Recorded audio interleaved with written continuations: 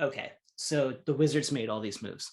They're good moves. They're It's good it's moves. it's very difficult to object about against any of them in a vacuum, right? But we don't live in a vacuum. And the thing that kind of I keep coming back to is like, if there are 15 teams in the East, 13 of them either stayed the same, but arguably actually improved. Right. I would say the only teams of every, and I mean every team in the Eastern Conference that didn't improve or took a step back, it's Philadelphia and Toronto. Philadelphia for the aforementioned reasons. Ben Simmons is the fart that's going to linger in that room for however long until they can finally till they open the window and get him out, because there's no which way he starts the season on that team, right?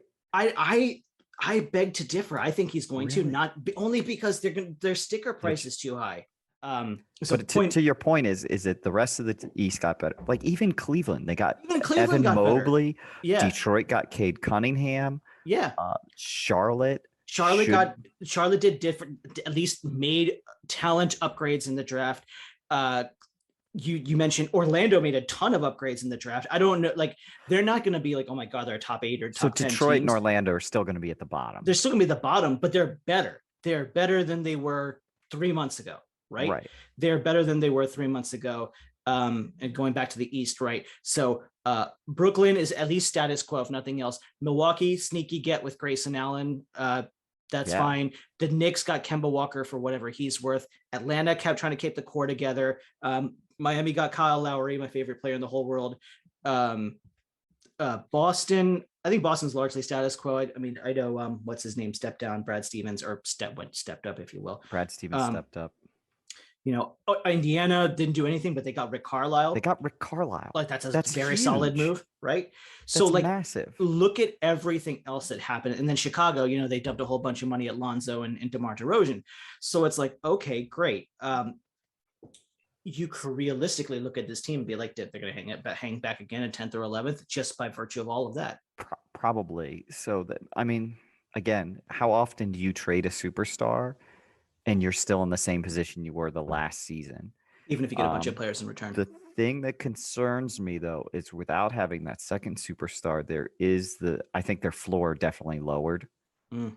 Because this, I don't want to say it, but like, how different is this from the 2019 team?